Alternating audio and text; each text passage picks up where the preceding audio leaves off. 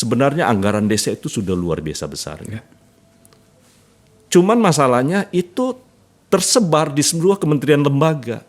Di Kementerian PUPR urus desa, di Kementerian Pertanian urus desa, di Kemendes yang punya nomenklatur tersendiri, kita enggak tahu perannya apa. Nah, ini yang kita mau integrasikan. Apakah kalau kita mengatakan perubahan kita ke depan, kita ingin ekonomi yang mengakar di desa, mengembalikan dunia pekerjaan di desa, apakah problem solving kita menambah masa jabatan kepala desa?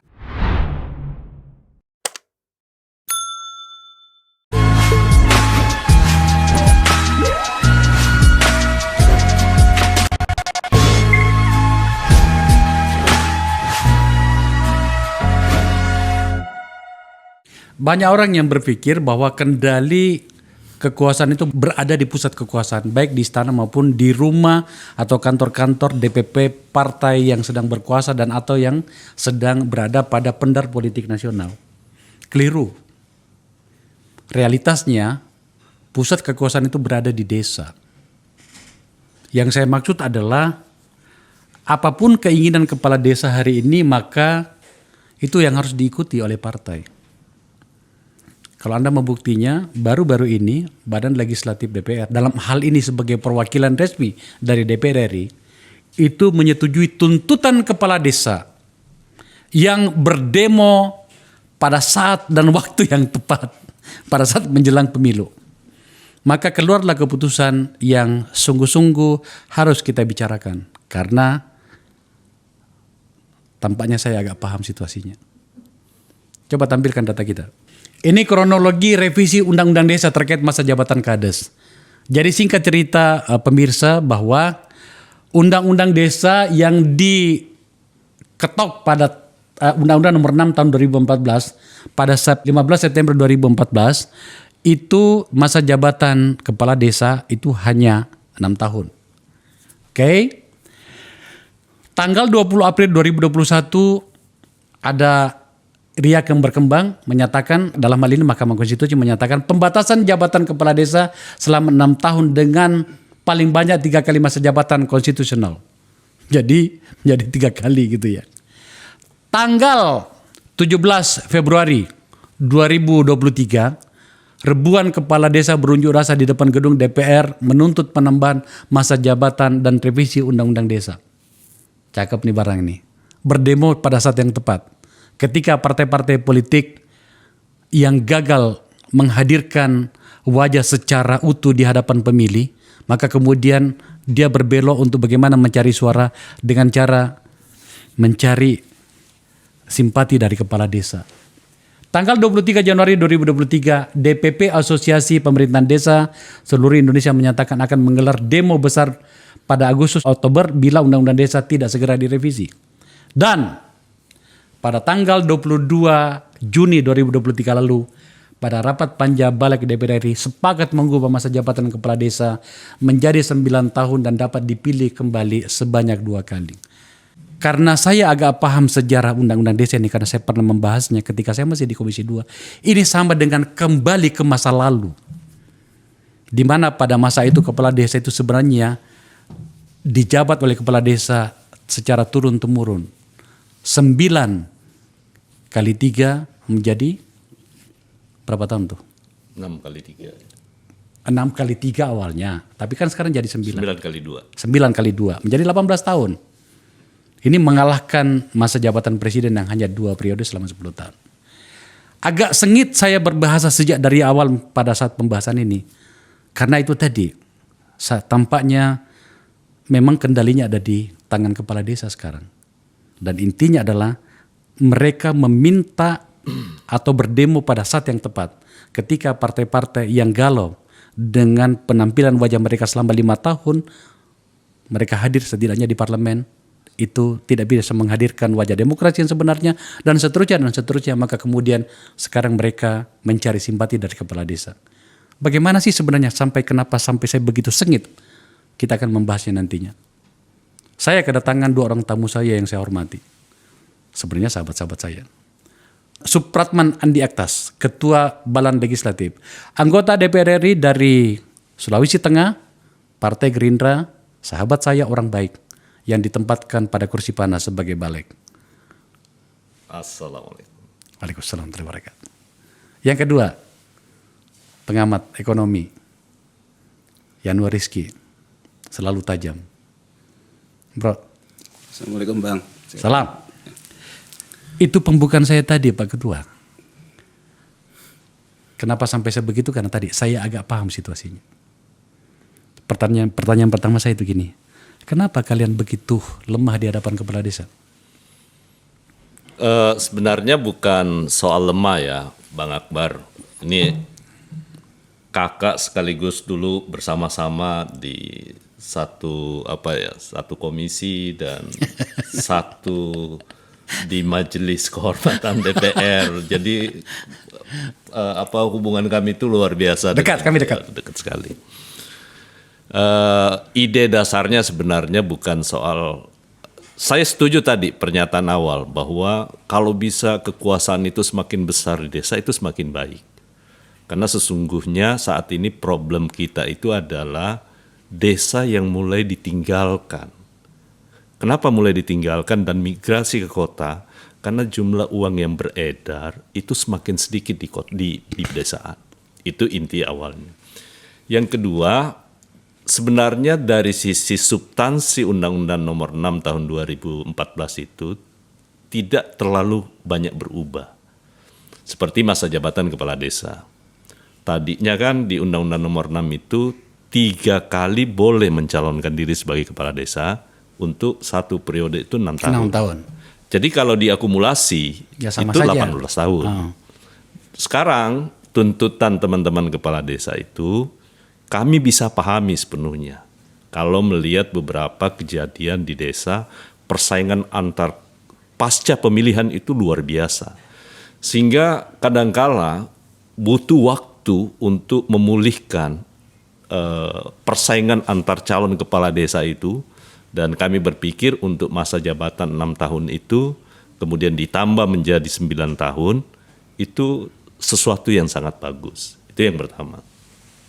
Yang kedua, ini kan terkait dengan visi, misi, platform partai yang saya wakili. Karena apa kami setuju? Saya ingat betul tahun 2003 di saat Pak Prabowo masih menjadi ketua HKTI. Dulu itu beliau dari awal menggelontorkan ide 1 miliar satu desa. Yang pada akhirnya walaupun tidak disebut secara substansi di dalam undang-undang menyangkut nominalnya, tetapi intinya akhirnya Undang-Undang Nomor 4 tahun Undang-Undang Nomor 6 2014 itu akhirnya tercapai. Dan sekarang rata-rata kalau dari sisi fiskal angka itu bisa disebut rata-rata kurang lebih sekitar 1 miliar per desa. Nah, kenapa kemudian parlemen berusaha untuk menaikkan itu? Sekali lagi, kami berpandangan hal yang sama.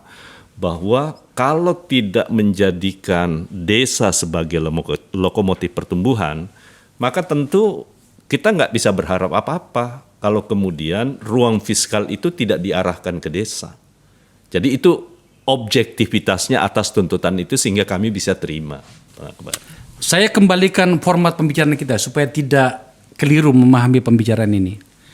Yang digugatkan oleh forum saya itu bukan tentang seberapa banyak dana yang akan dialirkan ke desa. Seharusnya seperti itu. Sebenarnya bukan 1 miliar Pak Ketua. Ketika kami membahas dulu di Komisi 2 pada tahun 2009 itu sebenarnya 2010-2011 mulai kita bahas. Itu sebenarnya itu kesepakatannya 1,4 miliar. Disesuaikan dengan luas wilayah dan jumlah penduduknya. Waktu itu Menteri Dalam Negeri itu adalah Pak Gamawan Fauzi. Saya ingat. Bukan itu problemnya. Semakin banyak dana yang masuk ke desa itu semakin bagus. Tetapi kan realitasnya pada situasi seperti ini, kita tidak boleh lagi hanya melihat bagaimana sesuatu itu seperti tanpa ada apa-apa. Realitasnya ada banyak kasus di mana dana itu tidak nyampe ke masyarakat. Kalaupun nyampe, ternyata tidak nyampe secara optimal. Yang saya maksud adalah ada banyak penyalahgunaan pada tingkat elit di desa itu sendiri. Saya sayangnya belum menyiapkan data setidaknya di dapil saya di Sulawesi Selatan dulu. Lengkap saya datanya. Sampai ratusan kepala desa datang ke rumah saya itu meminta agar kemudian tidak diangkat kasusnya di kejaksaan. Saya bisa menjelaskan dengan sangat detail soal itu. Jadi Pak Ketua, ini tidak tentang kenapa sampai Anda protes anggaran negara dibawa ke desa, bukan itu. Semakin banyak semakin bagus. Tetapi kemudian pengawasannya yang saya pahami bahwa banyak terjadi permakluman pada penyalahgunaan dana desa. Bagaimana misalnya rumah kepala desa mewah banget, ada 2 mobil Avanza yang parkir di bawah, sementara yang seharusnya dibangun itu tidak optimal. Hal-hal seperti ini kira-kira. Coba tampilkan data yang terakhir tadi. Ini contoh ya. Pada catatan ICW, kasus korupsi terbanyak terjadi di sektor anggaran dana desa setidaknya pada tahun 2022. Ya, di desa itu 155 kasus, utilitas 80. Saya bahkan sebenarnya punya data nama-nama desanya. Sayang sekali waktunya mepet yang saya tidak siapkan. Pertanyaan saya Pak Ketua, kenapa ini tidak menjadi pertimbangan Anda pada saat membaca dan melihat realitas itu yang terjadi di desa-desa? Justru itu yang kita teropong semua. Oke. Kalau kita melirik terhadap data yang ditampilkan oleh Litbang Kompas, Oke. dari 74.900 sekian desa per hari ini, Ya. jumlah kepala desa yang terlibat dalam kasus pidana dalam hal ini korupsi. Di desa ya, saya bukan kepala desa. Di desa itu terkait dengan dana desa, itu kira-kira ada kasusnya kurang lebih sekitar 340 sekian kasus. Di seluruh Indonesia dari 74.900 sekian desa. Artinya, tapi kalau kita bagi lagi dari 340 kasus tadi, yang terkait langsung dengan kepala desa itu hanya 174. Oke.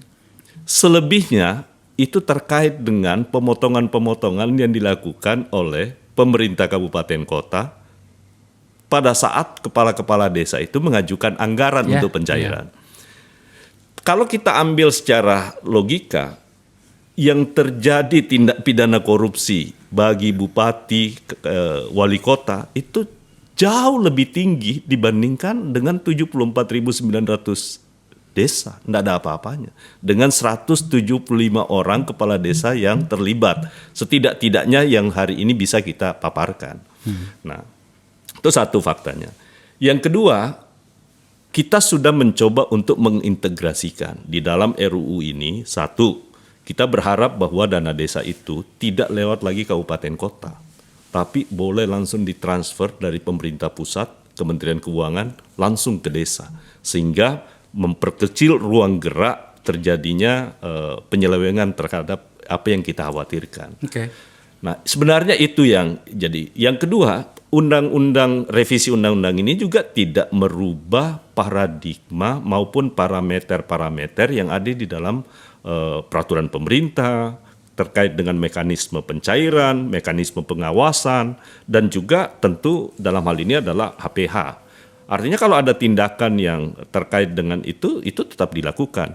Parameter-parameter apa yang saya maksudkan tadi, seperti yang Bang Akbar sudah sampaikan ya, beberapa di pembahasan RUU tentang Undang-Undang Nomor 6 tahun 2014 yang lalu, menyangkut soal komponen jumlah penduduk, luas wilayah, itu sama sekali kita tidak ganggu, jadi tidak ada yang berubah.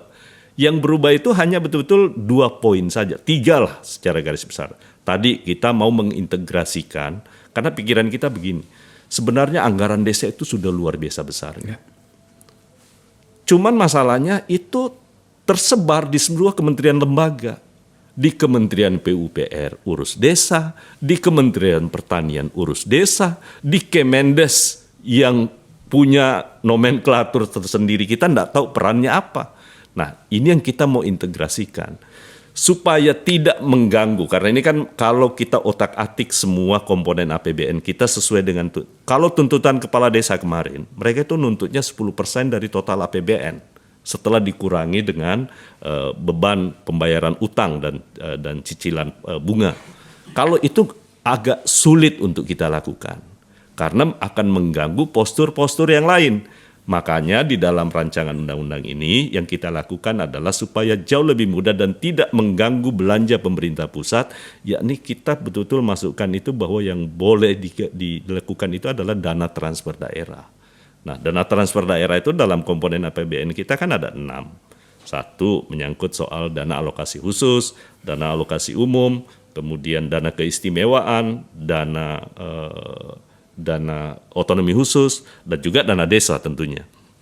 Nah, termasuk dana bagi hasil. Nah, kita coba untuk mengkomparasi itu, saya coba hitung-hitung. Kalau kita ingin meningkatkan ruang fiskal itu ke desa, kalau per hari ini, sebelum ada revisi undang-undang ini, dari dana transfer daerah kita di tahun 2023 yang mencapai angka kurang lebih 800 triliun, dengan posisi hari ini dana yang ditransfer ke desa itu hanya kurang lebih 8,3%. Artinya dengan 8,3% dari total dana transfer daerah, itu nilainya kurang lebih sekitar 1 miliar lah per desa. Nah, karena itu kita menganggap ini barang tidak cukup. Harus kita tingkatkan sebagai komitmen kita untuk melihat sebuah desa itu menjadi pusat pertumbuhan dan mencegah orang migrasi. Kami tidak mendebat soal itu, Pak Ketua. Seharusnya seperti itulah. Dulu pada saat kami, sebelum saya ke Yanuar ya, dulu pada saat kami membahas soal ini pada tahun 2010-2011 itu, logika akademik itu begini, kembalikan kedaulatan yang real itu ke desa. Itu konsep dasarnya dulu. Sambil memikirkan itu, kami juga memikirkan risikonya. Makanya kita ada pembatasan waktu itu. Kan sudah menjadi teori kan, kekuasaan yang terlalu lama itu cenderung korup. Seperti itulah adanya. Maka kita batasi 6 tahun itu. Laku sekarang dikembalikan 9 tahun. Sebelum saya pindah ke Yanuar Rizky, ada satu pertanyaan. Apakah di dalam rancangan dan atau kesepakatan baru ini, kan tadi Pak Ketua bilang hanya 2 atau 3. Tidak ada sentuhan tentang bagaimana pola pengawasannya. Yang Anda katakan tadi itu bahwa memang selama ini ada bottleneck, termasuk pemotongan. Ketika kepala desa atau desa mengajukan ke Pemda, biasanya kalau dari situ ruangnya, bupati itu menekan kepala desa misalnya. Kalau ada keinginan politiknya yang tidak dipenuhi, maka itu dihalangin. Ini sekarang dari pusat langsung ke desa. Lah, bagaimana mekanismenya agar kemudian potensi untuk fraud itu atau penyalahgunaan itu tidak terjadi? Saya ingin mengatakan hal yang lebih banyak sebenarnya dari situ. Tapi pada bagian ini ada jawabannya enggak, Pak Ketua? Setidak-tidaknya kita memotong mata rantainya satu. Oke. Dengan memotong satu mata rantai, itu artinya ruang untuk bermain seperti dengan data yang saya sampaikan tadi. Itu harusnya semakin mudah untuk mengontrol. Okay. Artinya memberikan kemandirian dan kepala desa maupun aparat pemerintah desa yang ada termasuk BPD-nya itu bisa bertanggung jawab. Okay. Artinya kalau sekarang kan agak sulit untuk memberi tanggung jawab sepenuhnya kepada kepala desa karena adanya pemotongan di pemerintah daerah. Nah, toh juga yang paling penting sekali lagi, kita pingin bahwa ada ekses menyangkut hal itu tentu pasti ada. Tetapi dari sisi pengawasan saya rasa menurut saya tidak akan banyak berubah. Karena semua yang ada sekarang ini itu sudah sangat bagus. Buktinya kan banyak hal yang bisa diungkap terhadap kesalahan-kesalahan yang dilakukan oleh desa. Nah, yang paling penting menurut saya satu saja, Bang Akbar, itu menyangkut soal integrasi menyangkut pendanaan. Itu poin yang paling penting. Ya, kalau itu setuju. Bahkan kalau perlu, karena tingkat kemiskinan dan segala macam yang sering digugatkan oleh para pengamat itu lebih banyak cenderung di desa karena memang uang berkumpul di kota, ya lebih banyak alihkan ke desa saja gitu kan. Tapi yang saya maksud ini adalah pertanggungjawabannya, dan yang lebih penting lagi, benar nggak masyarakat desa itu menikmati? Jangan sampai seperti yang saya katakan tadi, kepala desa setiap bulan ada di Jakarta untuk BIMTEK, masyarakatnya tidak terlayani dengan baik, kantor desa hancur, mobil kepala desanya bertambah, kadang-kadang juga pada kasus yang kita dapatkan, istri juga bertambah gitu kan. Saya ke Mas Yanuar, apa catatan awal Anda menyangkut dengan kalahnya, terpaksa kita katakan ini, kalahnya partai politik di hadapan kepala desa dengan tuntutan yang dari 6 tahun menjadi 9 tahun. Apa nggak terlalu lama itu? Ya, pertama kalau menurut saya ini nggak bisa dipisahkan dengan elektoral ya. Dalam artian sebentar lagi mau pemilu ya. Jadi kelihatannya karena pemilu ini berbiaya besar gitu ya. Jadi mau menggunakan sweetenernya lewat undang-undang desa ini. Iya. Dengan harapan kepala desa ini ya menjadi relawan yang diberikan sweetener juga dengan peningkatan 9 tahun tadi gitu ya. Jadi menurut saya kita nggak bisa pungkiri itu yang paling mendominasi gitu ya. Entah siapa yang pintar, entah siapa yang cerdik. Jadi kalau tadi Bang Akbar bilang di awal, kepala desa ini cerdik gitu ya, melakukan demo dekat mau pemilu. Tapi bisa saja memang yang pintar ya parpolnya gitu. Dalam artian untuk menekan biaya politik yang rendah. Karena kan gini Bang, kalau kita lihat dari pendanaan politik kita sekarang ini agak susah dengan terlalu dipusatkan konsolidasi ke dalam satu kekuatan. Dengan konsolidasi satu kekuatan gitu ya, pendanaan politik pun cenderung ke satu kekuatan. Jadi artinya di satu kekuatan, kalau di satu kekuatan tuh hanya 2, 100 bagi 2 50-50. Tapi kalau ada 8 belum tentu ada yang kebagian gitu. Jadi itu juga persoalan. Jadi kelihatannya bersepakatlah di sini karena koalisi besar gitu ya, bersepakatlah di sini mencari sesuatu yang win-win bagi semua parpol ya, dalam artian biayanya lebih murah. Jadi menurut saya itu yang dominan ya. Terus kemudian dari sudut pandang kita mengatakan bahwa kedaulatan di desa gitu ya. Saya mungkin ingin mengatakan juga bahwa pemilu 2024 ini kita sadari juga sebetulnya situasinya sangat unik gitu ya. Jadi artinya kita juga berada dalam sebuah patahan sejarah setelah pandemi Covid dan sebagainya. Dan juga yang tidak bisa dipungkiri ada geopolitik di situ. Jadi ada geopolitik di situ yang terkait dengan pertarungan di global dan sebagainya. Nah, menurut saya kita di sini dalam kegalauan yang luar biasa sebetulnya tentang apakah negara itu memiliki konsensus tentang politik ekonomi negaranya. Itu hilang menurut saya. Jadi semata-mata adalah bagaimana berkuasa, menang pemilu, selanjutnya urusan nanti gitu. Nah, ini sebetulnya menurut saya dengan diperpanjang 9 tahun, katakanlah ketok palu sekarang 9 tahun, nanti begitu pemilu 2029 mereka masih kepala desa kan gitu. Kalau waktu 6 tahun dulu masih ada irisan-irisannya. Jadi kalau kita lihat sejarah politik elektoral kita yang disebut dengan politik langsung kan memang di desa. Zaman Pak Harto pun sudah pemilihan di desa. Jadi kalau kita ngomong beli suara, ya desa itulah pelopornya. Nah artinya kan sebetulnya kita tidak bisa pungkiri bahwa di situ juga buat masyarakat desa semakin banyak pemilihan kepala desa, mungkin bagi masyarakat desa juga semakin ada sawerannya. Tapi bagi calon kepala desa terutama incumbentnya makin berat kan, dalam artian harus cari sumber-sumber dana. Nah dalam titik ini tadi yang Pak Ketua bilang, Bang Akbar bilang, uang beredar kita di desa ini bergeser jauh Bang. Sejak kita mengalami politik elektoral yang sampai ke DPR, sampai ke presiden, semua politik pemilihan langsung ini. Uang beredar hanya akan terjadi ketika politik pemilihan gitu, ketika elektoral, bukan karena pekerjaan. Ini masalah mendasar gitu.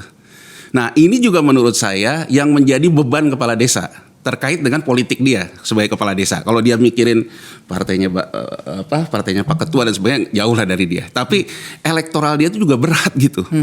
Karena sudah masyarakat pemilihnya sudah tahu gitu. Oh kalau kepala desa besok ada DPR, besok ada DPRD, besok ada segala macam.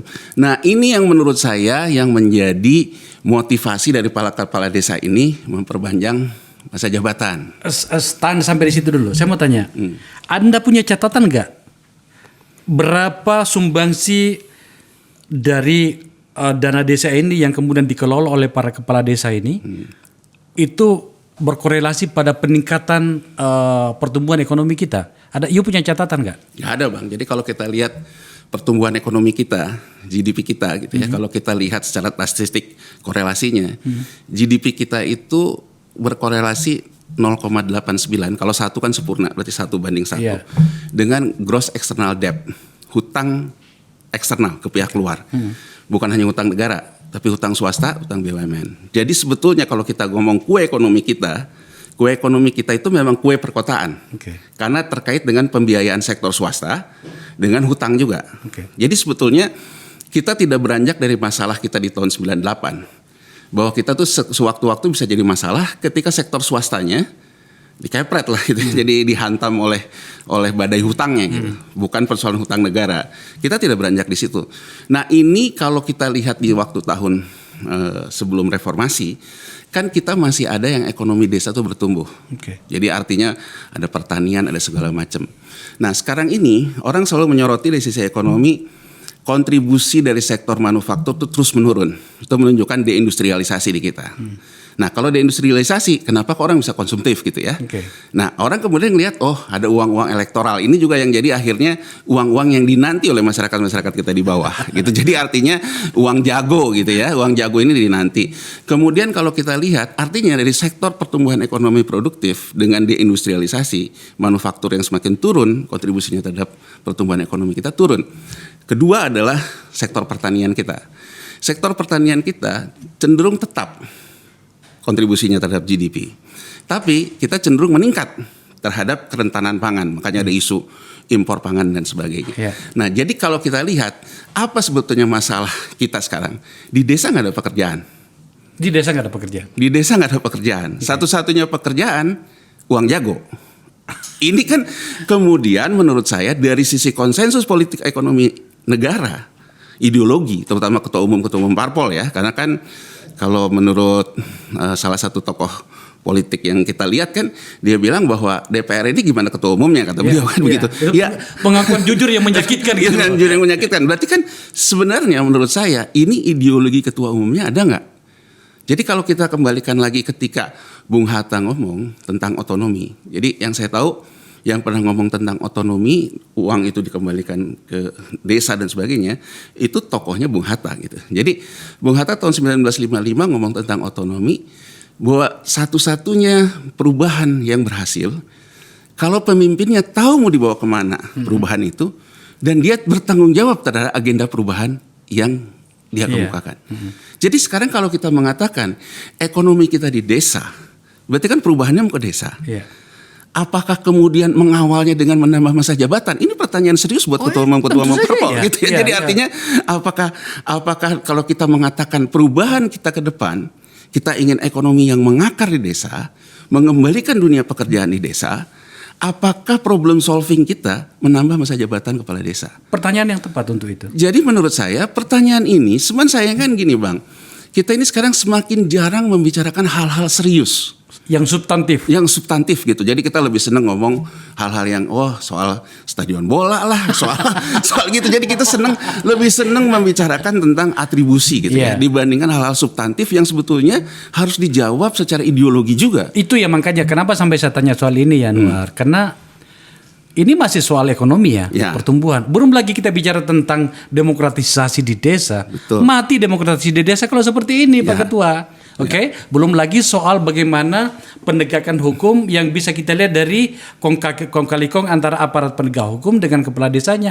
Aku bisa bercerita banyak soal ini karena kasusnya ada di tangan saya.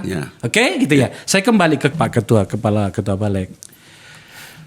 Pak Ketua, saya tetap saja agak sulit mencari sebuah kalimat yang tepat untuk memberikan permakluman dari kebijakan Anda ini. Tadi Yanuar Rizky sudah membicara tentang sumbangsi dari sektor pertumbuhan di desa dari dana desa ini tadi. Belum lagi tentang demokratisasi, belum lagi tentang bagaimana hukum itu bisa kita anut secara bersama. Lalu apa kira-kira argumen yang Anda bisa berikan kepada kita agar kemudian kita beranggapan bahwa bisa kita terima kebijakan ini? Tidak ada yang bisa kita terima. Tentu saja secara pribadi, aku kenal dirimu bro. Tentu saja saya paham. Tapi kan Anda mewakili lembaga kan, saya undang Anda di sini sebagai Ketua Balik. Pertanyaannya itu tadi, apa yang kita bisa pahami dari kebijakan ini? Tadi kan Bung Yanuar dengan sangat baik menjelaskan bahwa yang terjadi di desa saat ini adalah menyangkut soal orang nggak bisa mau kerja apa di desa. Ya. Satu. Yang kedua, dengan tidak ada pekerjaan, kan otomatis langsung kita bisa tahu bahwa pasti tidak ada duit di sana. Tidak ada duit. Ya kan? Artinya kita butuh stimulan yang khusus menyangkut soal fiskal. Wah itu kita berdebat kalau soal desa. Itu. Apakah harus hanya dengan itu? Bukan, setidak-tidaknya itu dulu. Oke. Dengan stimulan yang ada, itu akan memancing. Karena gini, di dalam RUU Desa ini kan kita berikan prioritas menyangkut pemanfaatan dana alokasi desa itu seperti harusnya di mana. Oke. Satu, kita sadar betul bahwa pekerjaan rumah kita dengan kemungkinan kita akan mendapatkan bonus demografi, maka pendidikan itu menjadi sangat penting. Oke. Dan itulah salah satu menjadi prioritas bagi pembiayaan di dana desa itu harus dilakukan. Yang kedua, kita tahu persis bahwa tingkat kemiskinan di masing-masing desa itu kan berbeda-beda. Oke. Tapi kita anggaplah bahwa rata-rata kemiskinan itu sebagian besar dari desa. Nah, itu harus ditujukan kepada hal-hal pembiayaan dana desa tadi itu kepada sektor-sektor yang produktif, UMKM dan lain-lain sebagainya. Nah, dengan penambahan stimulus fiskal tadi menurut kami ditambah dengan masa jabatan perpanjangan kepala desa itu bisa menciptakan stabilitas. Coba bayangkan, Bung Yander sampaikan bahwa uang yang beredar di desa itu 5 tahun sekali. Ada bagusnya juga dibandingkan tidak, ya kan? 5 tahun sekali maksud saya karena ada pemilu. Kemudian desa menjadi ramai dan daya beli menjadi ada gitu. Tapi kalau ini kan kita bicara bukan soal 5 tahunan atau 9 tahunan. Kita bicara soal keberpihakan kita kepada desa yang setiap tahun harus mendapatkan suntikan itu. Nah, terkait dengan hubungan dengan 9 tahun, sekali lagi pertimbangan hampir semua fraksi itu adalah menyangkut soal stabilitas. Karena problem utama kita adalah menyangkut soal kemiskinan. Dibandingkan hanya soal demokratisasi, bahwa 6 tahun sekali, tapi konfliknya berkepanjangan, duitnya nggak seberapa, tapi konflik terus-menerus, maka idealnya dalam naskah akademik yang ada itu, yang 9 tahun itu sangat memungkinkan untuk kita bisa lakukan. Tampaknya bahasa Pak Ketua ini mencoba untuk meyakinkan kita bahwa dengan penambahan masa 9 tahun maka problem-problem yang kita bahas ini itu akan terselesaikan. Tidakkah itu kita kembali ke masa lalu yang kemudian kita ubah dengan berbagai fase-fase kehidupan perpolitikan kita itu, kenapa kembali ke sana? Sebenarnya tidak juga, Bang Akbar. Karena kenapa? Sekali lagi saya katakan tadi, rentang waktu 18 tahun ini kan tidak berubah. Ini hanya formula dari 3 kali 6 ke 2 kali 9. Ya kan? Itu saja problemnya. Pak, gini, jangankan 18 tahun, 10 tahun saja untuk seorang presiden, pada beberapa pihak itu kepanjangan. Kenapa kemudian ini malah diperlebar? Bahkan saya mau bertanya begini sebenarnya, apakah sudah ada hitungan DPR ketika mau mengambil keputusan ini, 6 tahun itu pada setiap periode itu, apakah sudah ada hitungan seberapa keberhasilan segala kebijakan yang terjadi di desa itu, termasuk bagaimana suntikan anggaran dana desa itu dari pemerintah pusat? Bisa nggak kita disampaikan di sini, Pak Ketua? Satu, saya sampaikan ya, Pak Akbar, bahwa setiap kali ada sebuah rancangan undang-undang kan tidak semata-mata soal tentu saja, norma ya. Tentu ada naskah akademik yang melatari itu, dan itu semua ada. Nah, dalam hitungan kita sebenarnya kita bahkan sampai ini betul-betul balik ini sangat serius membahas itu. Bahkan kalau teman-teman saksikan, saya pun harus pakai kalkulator untuk memberikan ilustrasi bagaimana kemudian kita merumuskan sebuah kebijakan yang berkaitan dengan ruang fiskal yang sangat terbatas. Okay. Nah, prinsipnya sekali lagi, tidak semata-mata soal masa jabatan. Masa jabatan 9 tahun itu pertimbangan kita hanya satu, menyangkut soal stabilisasi karena berbeda, masing-masing stabilitas itu tentu tidak bisa kita ambil padanan antara desa dengan pemerintah di kabupaten kota, begitu juga di presiden umpamanya, tentu akan jauh berbeda. Karena di masyarakat itu, di desa itu bersentuhan langsung dengan masyarakat dan konflik itu nyata adanya. Dan itu bisa tergambar dari gambaran semua teman-teman dari seluruh fraksi memberikan gambaran hal seperti itu. Bahwa energinya kepala desa yang baru terpilih itu habis untuk menyelesaikan konflik akibat pemilihan.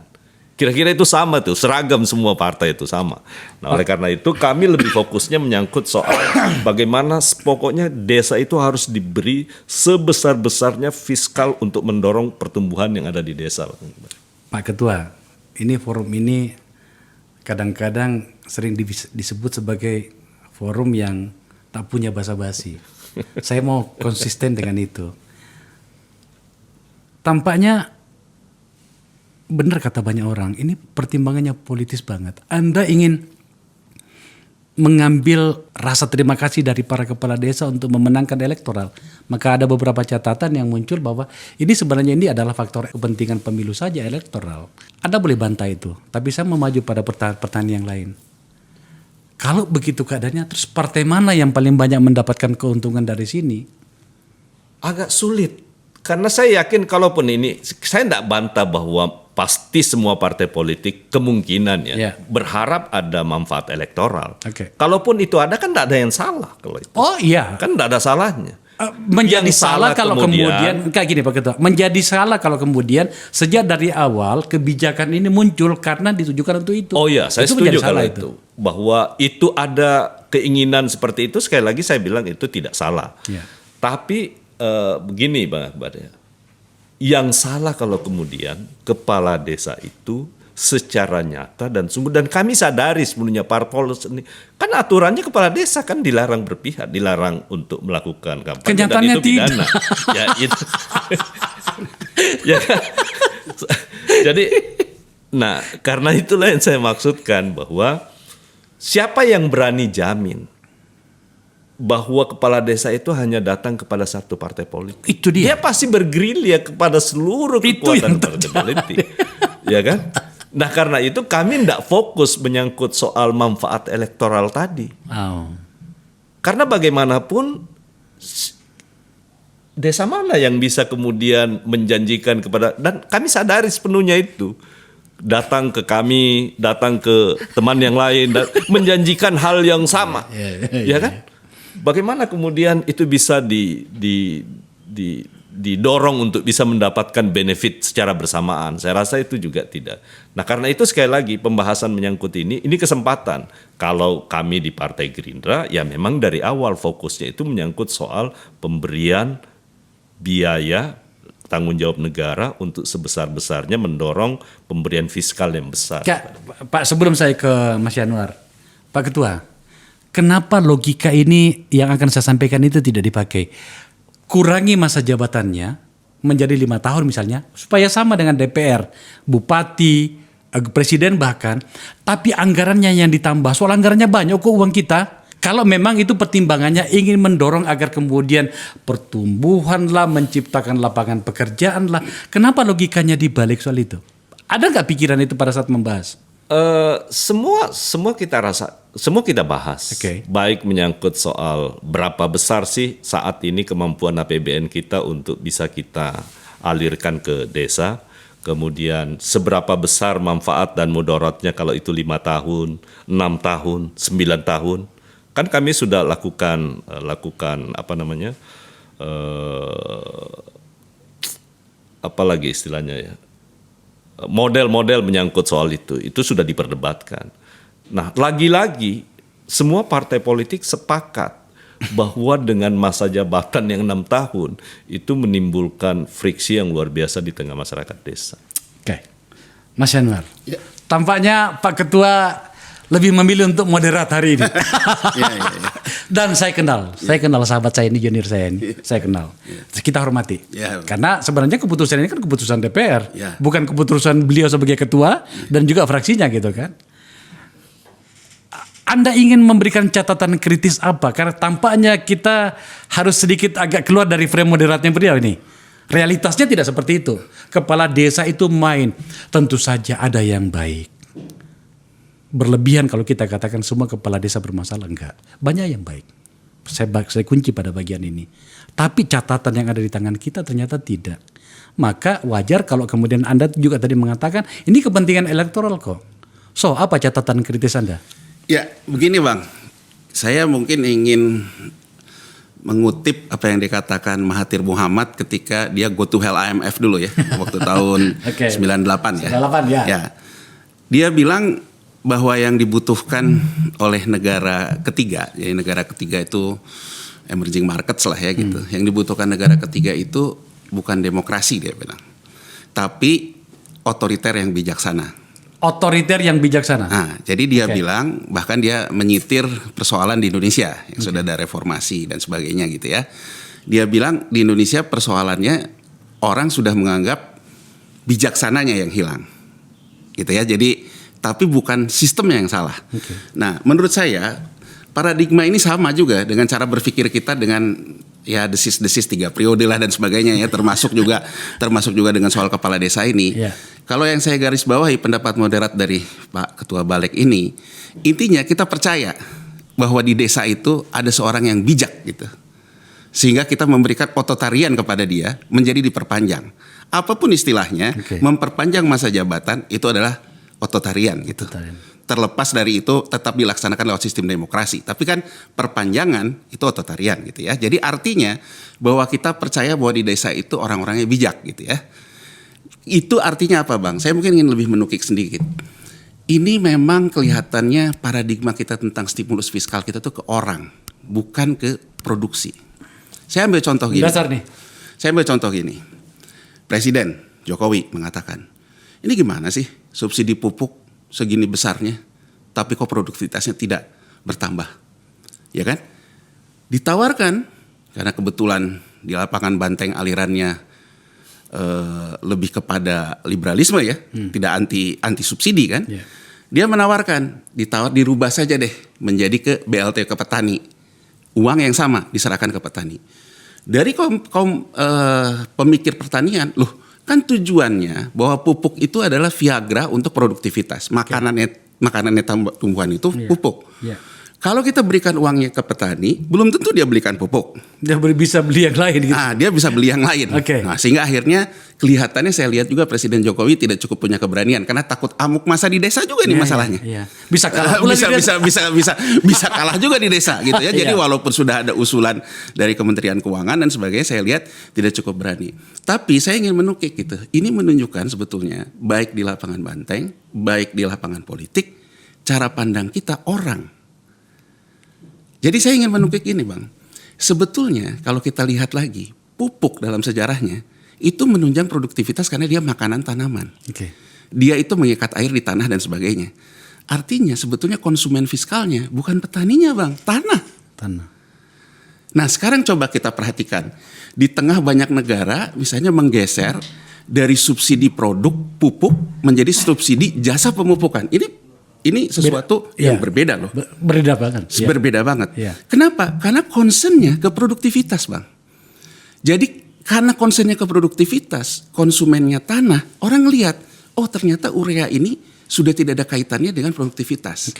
Maka fiskal memberikanlah stimulus tanah ini untuk diaudit unsur haranya. Relevansinya dengan dana desa tadi? Saya ingin mengatakan, dengan kita mengatakan bahwa tadi subsidi pupuk ya, itu kan ke orang Bang. Coba kalau kita ke tanahnya, mungkin subsidi ini akan diberikan tapi dengan pemupukan yang tepat. Karena kita melihat tanahnya yang menjadi konsumennya. Seperti yang dilakukan oleh Cina dan India. Sama juga dengan kita melihat desa ini. Desa nggak ada pekerjaan. Yang kita lihat tuh kepala desanya, bukan masyarakat desanya. Sama dengan kita melihat padi tadi Bang. Yang kita lihat tuh bukan tanahnya. Tapi si petaninya. Karena si petani yang pergi ke TPS Bang. Sementara dalam hal ini si orangnya tadi itu lebih banyak berada di Jakarta. Betul. Nah, ini kan menurut saya ini paradigma Bang. Jadi saya membawa cerita di persoalan kita ngelihat subsidi pupuk ke desa ini. Paradigma kita sama. Paradigma kita tuh melihatnya tuh orang. Nggak ada uang di desa, kasih dia duit ke kepala desanya kan. Kepala desanya. Bukan bahwa kemudian kita berpikir bahwa dia adalah orang arif, dana desa itu nantinya akan dia sebar kemana-mana. Kenyataannya tidak semuanya begitu. Betul. Artinya kan ada tanggung jawab ideologis di situ Bang. Berarti kan tadi Bang Akbar bilang, Bang Akbar punya data yang di Sulawesi segala macam kan. Artinya kan harus ada data Bang. Kita harus akumulatif. Dari kepala desa yang sekarang existing. Yang bijak tuh berapa banyak? Iya kan, yang bijak itu berapa banyak? Sementara saya juga ingin memberikan satu catatan ke Pak Balik tadi. Kepala desa begitu terpilih sibuk mengatasi konflik pasca pemilihan. Berarti dia juga bukan orang yang menang bukan karena wisdomnya Bang. Kalau orang wisdom tuh dia tidak perlu melakukan apa-apa. Itu berarti kalau itu tesisnya, berarti sebetulnya menurut saya tidak menjawab persoalannya gitu. Artinya kita melihat bahwa karena dia sudah berdarah-darah, sudah melakukan konsolidasi elektoral di daerahnya, kita ingin memanfaatkan dia untuk menjadi jagonya. Nah persoalannya gini Bang, menurut saya ini nggak tahu siapa yang pintar siapa yang cerdik tadi Bang. Harusnya hal-hal kayak gini itu ada konsensus politik di level ketua umum parpol. disepakati dulu di situ apa ideologi kita. Salah satunya jangan sampai kalah hanya oleh demonstrasi dan demo di saat yang tepat. Betul. Kan gini Bang, kalau menurut saya, kalau ketua umum parpol sudah sepakat, tidak, semua sepakat tidak yang tadi dikatakan zero sum game-nya terjadi Bang. Kalau sekarang kan beda Bang. Masing-masing ada yang ingin dapat elektoral di sini, masing-masing. Jadi kalaupun mau mengatakan tidak, dia menjadi orang yang paling dihukum dalam elektoral. Jadi tadi Pak Balek mengatakan siapa yang diuntungkan dari partai? Ya nggak ada, semua sama. Tapi kalau Anda menolak, Anda menjadi orang yang paling tidak diuntungkan. Ini masalahnya gitu. Jadi menurut saya masalahnya kita menggiring bola ini bukan berdasarkan bijaknya, wisdomnya. Sebenarnya kan negara ini diatur oleh ketua umum tadi. Jadi harusnya ketua umum ini harus melihat dulu perspektifnya. Kita sepakati dulu. Kalau semua satu suara tidak, dia mau kemana Bang? Iya, makanya tadi saya tanya sama Pak Ketua, siapa kira-kira partai yang diuntungkan di sini? You jawab dengan sangat baik ini. Saya kembali ke Ketua dulu Pak Ketua. Januari ini memberikan kita catatan yang membuat kita ya gimana gitu ya. Apa catatan Pak Ketua? Jawabannya? Pernyataan tadi juga sempat saya tanyakan kepada semua fraksi. Ada yang menolak enggak? Iya. Ya seperti itu yang saya bisa gambarkan apa yang beliau sampaikan. Tapi secara umum sekali lagi ini kan bagian dari kita menerima sebuah sistem demokrasi yang sebenarnya di luar sistem demokrasi yang kita harusnya anut, karena kita punya filosofi menyangkut soal demokrasi itu kan sudah ada sebenarnya. Tapi demokrasi kita udah terlalu liberal. Dan akhirnya ya itu tadi, inilah hasil yang kita dapatkan hari ini. Bahwa demokrasi kita sudah mulai bagus, tetapi kan kenyataannya hasil terhadap sebuah proses pemilihan itu memiliki efek yang luar biasa. Ya, itu yang saya mau gali dan tanyakan ke Pak Ketua. Sebab begini loh, salah satu pertimbangan kami mengangkat isu ini adalah ada beberapa pihak yang mengatakan ini masalah sepele. Hanya menambah kok dari 6 tahun ke 9 tahun. Itu pun pada level kepala desa. Tapi kalau kemudian si orang atau pihak yang menyederhanakan masalah tadi itu melakukan sedikit analisis bagaimana kekuasaan didapatkan pada tingkat elit yang dimulai di tingkat desa, itu luar biasa dampaknya. Pemirsa, mungkin saya bisa gambarkan sedikit. Ini kan akan ada pemilu legislatif nih. Akan semua orang berbondong-bondong mencari suara di desa. Kalau Anda tidak, caleg DPR RI misalnya, katakanlah seandainya saya masih maju. Kalau Anda tidak memegang kepala desa di bawah, dan atau Anda tidak disukai oleh kepala desa, apalagi bukan bagian dari pemerintahan di daerah itu, jangan yakin atau jangan berpikir Anda akan terpilih. Itu realitas yang terjadi. Ini pengalaman sebagai caleg, ya kan? Baik sebagai pemenang maupun sebagai pihak yang dikerjain gitu ya. Contoh misalnya di Kabupaten Baru di Sulawesi Selatan, bukan kampung saya, provinsi saya bukan juga kabupatennya beliau. Kami sama-sama di Sopek dan Wajo. Kepala desanya itu datang sama saya, mohon maaf Pak Akbar, saya suka Anda tapi saya diancam oleh bupati saya. Dan bupatinya itu akan maju lagi nih sebagai calon anggota DPR. Karena sudah habis masa jabatannya. Kabupaten Baru, double R, Sulawesi Selatan. Sama juga yang terjadi di Bulukumba. Saya bisa bercerita karena itu dapil saya. Takut dia. Kembali pada poin yang saya sampaikan tadi, jangan menganggap remeh masalah ini sebab bisa berdampak pada politik secara keseluruhan. Maka kita berbicara tentang masa depan. Bagaimana masa depan demokrasi kita dengan kebijakan populer seperti ini Pak Ketua. Sebenarnya itu gugatan saya yang paling keras. Ini sebenarnya apa ya? Agak sulit saya menggambarkan sesuatu secara apa ya? Value maksud saya, value-nya agak sulit saya gambarkan. Tapi saya pasti hanya akan bicara normatif. Ya, tentu saja. Normatif. Bahwa ini dari awal kan banyak yang menanyakan, ini kok tiba-tiba masuk padahal dalam prolegnas tidak ada. Nah tadi kan Bang Akbar udah tampilkan bahwa ini masuk dalam kumulatif terbuka karena akibat putusan Mahkamah Konstitusi menyangkut soal masa jabatan. Nah, kalau kita telisik putusan Mahkamah Konstitusi menyatakan bahwa 6x3 itu konstitusional, artinya sebenarnya MK mau menyatakan begini, bahwa menyangkut soal masa jabatan kepala desa itu open legal policy. Jadi tidak ada masalah, itu tergantung kebijakan pembuat undang-undang antara pemerintah, presiden dan DPR. Nah, tapi kan kita tidak semata-mata bicara dari sisi aspek formilnya, tapi tentu menyangkut soal substansi dan materi muatan yang terhadap sebuah undang-undang. Nah, tadi saya sudah katakan, dari keseluruhan poin perubahan revisi itu ada 19 sebenarnya, tapi secara umum hanya ada 3. Nah, kenapa saya ingin ungkap ini? Satu adalah kalau kita mau konsisten dengan sejak kita mengalami proses pemilihan sejak zaman reformasi ya, yang akhirnya juga sampai kepada perubahan pola pemilihan yang ada di desa. Nah, itu ekses dari sebuah demokrasi yang kita kembangkan yang sesungguhnya menurut saya tidak sesuai dengan nilai-nilai filosofi yang kita anut di dalam Pancasila. Karena kita punya sila keempat sebenarnya menyangkut soal itu, harus mengutamakan.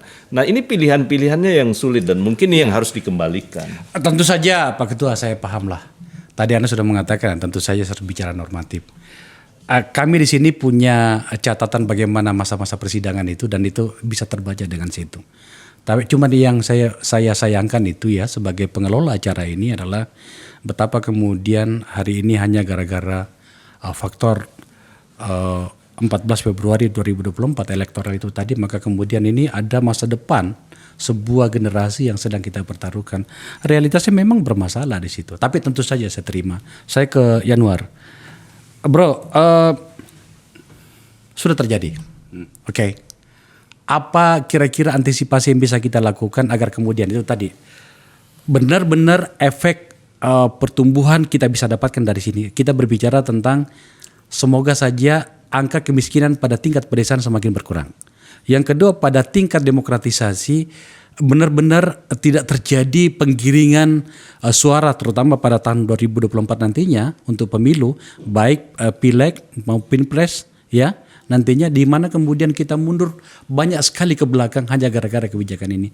Yang ketiga adalah dalam hal penegakan hukum, di mana kemudian nantinya negara betul-betul bekerja ketika terjadi dan dibuktikan ada pelanggaran di situ dalam pengelolaannya.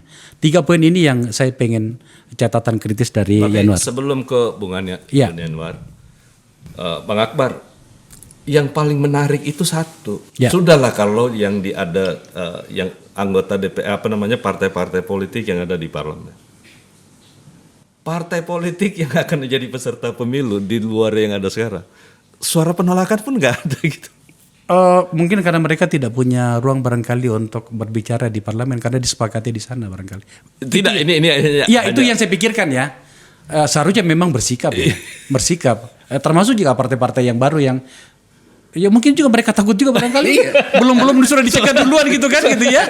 Itu dia. Nah, saya kembali ke Pak Yanuar, gimana? Oke, gini. Mungkin kita harus kembali lagi ya. Entah ini apa yang terjadi gitu ya. Dalam artian kalau nasi udah jadi bubur, gimana bubur jadi enak lah gitu. Menurut saya ini ujian besar sebetulnya pertarungan ideologi di Pilpres. Oke. Jadi Pilpres menurut saya itu harus ada satu ideologi yang kita sepakati. Ideologi kita gitu ya, kalau kita lihat ke masa-masa prakemerdekaan, kan ada 2 sebetulnya pemikiran politik ekonomi. Satu pledoi Indonesia menggugatnya Bung Karno. Satu ekonomi daulat rakyatnya Bung Hatta 1932. Ya. Bung Karno mengatakan bahwa kami nanam rempah-rempah, kami kerja paksa, hasilnya membiayai krisis negara barat.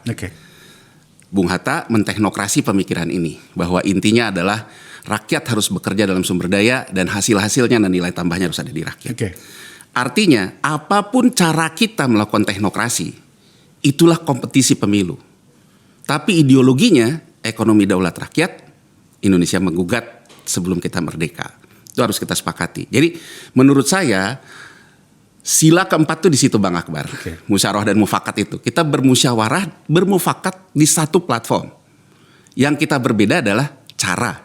Nah, menurut saya gini, kita harus melihat realita juga. Kita ngomong tadi uang beredar, ya. Uang beredar itu sekarang itu dalam rezim adanya di Bank Indonesia sesuai dengan LOI IMF. Jadi inflasi kita, siapa yang tanggung jawab? Itu Bank Indonesia. Itu yang membuat perbedaan struktural banget. Oke. Kalau dulu inflasi itu diatasi juga dengan barangnya, bukan hanya uangnya. Makanya kan ada persoalan-persoalan, ada di desa, ada transmigrasi dan sebagainya. Dengan setting kita di tahun 99 itu, inflasi menjadi urusan moneter. Oke. Kemudian ke desa, ke daerah dan sebagainya lewat dana alokasi khusus dan sebagainya lewat fiskal. Nah, menurut saya dua hal ini mendominasi kebijakan fiskal, kemudian kebijakan moneter. Tapi ada yang kita lupakan, Bang, satu pilar lagi sebetulnya dari negara-negara yang menganut sistem demokrasi, yaitu manajemen dana jaminan sosialnya. Karena dana jaminan sosial itu mengakumulasi dana juga. Jadi kalau di negara lain 3 pilar ini yang menentukan arah politik ekonomi ke depan. Sistem jaminan sosial kalau dia tidak mau insolvensi karena banyaknya klaim, bahkan saya lihat dalam salah satu pasal kepala desa juga minta ditanggung BPJS gitu ya. Kalau dia tidak insolvensi, berarti kan kepesertaannya harus nambah. Oke. Kepesertaan hanya bisa nambah kalau ada pekerjaan. Kalau mereka bekerja, tidak ada yang ter-PHK. Artinya pekerjaan harus tetap ada. Artinya memanajemen dana yang terkumpulkan ini harus mengalir juga ke desa. Jadi menurut saya memperhatikan, Bang, Cina, Amerika Serikat dan juga India, dia menjadi negara besar karena platform dasarnya politik agraris sebetulnya. Jadi Amerika Serikat dengan New Deal-nya sebetulnya melakukan reforma agraria kan, dengan Green Revolution-nya. Begitu juga Cina lah dengan land reform-nya, begitu juga India. Nah, kalau kita bicara desa, menurut saya kalau cara berpikir kita tentang agraria itu hanya glorifikasi kegureman. Jadi kita glorifikasi kegureman itu apa? Oh, petani kita nggak sejahtera. Nanti saya akan sejahterakan. Itu namanya jual kecap di kampanye, Bang. Tidak menyelesaikan secara fiskal. Nah, bagaimana kita yang sudah terlanjur ini? Menurut saya, sekuritisasi sektor produktif di desa itu harus diciptakan menjadi instrumen moneter. Uangnya dari mana? Dari dana jaminan sosial. Dana jaminan sosial ada juga uang fiskal dan sebagainya. Kombinasi itu adanya di level atas. Jadi uang yang masuk ke desa itu sudah dalam bentuk yang nyata bahwa uang itu menciptakan sebuah program. Misal saya ambil contoh. Sambil berpikir dan berdoa agar dana desa itu diperlakukan dengan benar gitu. Betul. Ya. Jadi kalau kita bicara katakan saja bahwa kepala desa mengatakan dia juga butuh dana administratif. Oke, dana administratif berapa? Tapi untuk memastikan bahwa ekonomi desa berdaulat, menurut saya misalnya sekuritisasi lahan. Di lahan itu misalnya mau tanam padi kayak apa kayak gitu, lewat menggunakan BUMDes gitu ya. Kemudian ini diadakan sekuritisasi gitu ya. Jadi kemudian jadi instrumen segala macam. Menurut saya itulah stimulus fiskal, instrumen moneter, pengelolaan dana jaminan sosial yang menciptakan pekerjaan di desa. Jadi akhirnya apa? Kita melaksanakan apa yang dicita-citakan agenda pemerdekaan. Dan itu adalah bridging antara risiko yang kita hadapi dengan kebijakan. Betul, karena ini kita nggak bisa berdebat lagi di sini karena sudah selesai gitu ya. Nah, jadi kalau kita mencari semua calon yang bijaksana susah lah. Ini kan soal elektoral. Tapi menurut saya kita harus punya, nggak tahu saya mau 2 calon, mau 3 calon besok gitu ya. Dalam artian ya mungkin podcast Bang Akbar ini kita uji hal-hal yang ideologis gitu, Bang. Saya sudah menyiapkan undangan kepada mereka. Hal-hal yang ideologis. Jadi ideologinya nggak boleh beda, Bang. Oke. Cara boleh beda. Misalnya tapi si A, ideologinya gitu ya. misalnya si A caranya gini, saya caranya mungkin menambah hutang luar negeri, yang ini gini. Itu kan cara, Bang. Betul. Tapi ideologi uang beredar ke desa jangan kita lupakan. Betul. Jadi menurut saya kalau ini, Bang, kita udahlah nasi jadi bubur, tapi kita jangan lupa agenda kita tentang penguatan desa. Oke. Jadi itu menurut saya adanya di mana? Di Pilpres. Jadi jangan bahas stadion bola lah gitu. Capek juga gitu ya. Capek gitu loh cuman bahas begini, bahas gitu. Bahaslah yang hal-hal yang ideologis gitu. Oke. Terakhir Pak Ketua, di dalam pembahasan itu tadi ini ada yang saya ingat. Kan yang digugatkan oleh kepala desa dulu dan saya pahami. Tidak ada dana bagi mereka untuk administrasi dan pengelolaan. Jadi mereka kelola dananya tapi dari kantong sendiri gitu kan. Yang 3% itu sudah dibunyikan ya?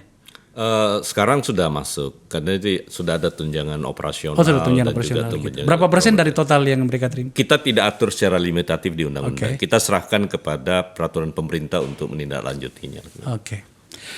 Bapak-bapak, teman-teman, saya rasa pembicaraan ini pasti ada manfaatnya. Sebab sejujurnya banyak pertanyaan soal itu. Dan kebetulan podcast saya ini ternyata banyak ditonton di desa. Terkhusus kepada Pak Ketua, saudara saya ini, tentu saja saya paham. Begitulah di DPR. Kita harus mengambil keputusan. Ya karena sebab kalau tidak mengambil keputusan, apalagi dalam posisi beliau sebagai ketua, ya repot juga nantinya. Tapi apa yang paling dalam itu saya pahami. Sekali lagi terima kasih teman-teman sekalian. Oke. Pemirsa, itu diskusi saya dengan tamu-tamu terhormat saya. Saya angkat ini karena betul-betul saya memahami dan masih mencoba terus memahami bahwa problem itu banyak di desa. Salah satu cara untuk menyelesaikannya adalah dengan mengatasi problem di desa. Saya sebenarnya berpikir bahwa perdebatan tentang desa itu lebih banyak pada formula bagaimana pengelolaan dana yang tadi saya bilang. Kurangi masa jabatan kepala desanya tapi tambah anggarannya. Laku ini ditambah masa jabatannya. Maka kemudian saya protes dan saya angkat ke sini. Tapi apapun namanya, sebagai anak bangsa kita harus saling bercakap. Agar kemudian kita maju dalam kebudayaan demokrasi kita. Terima kasih telah menyaksikan acara ini.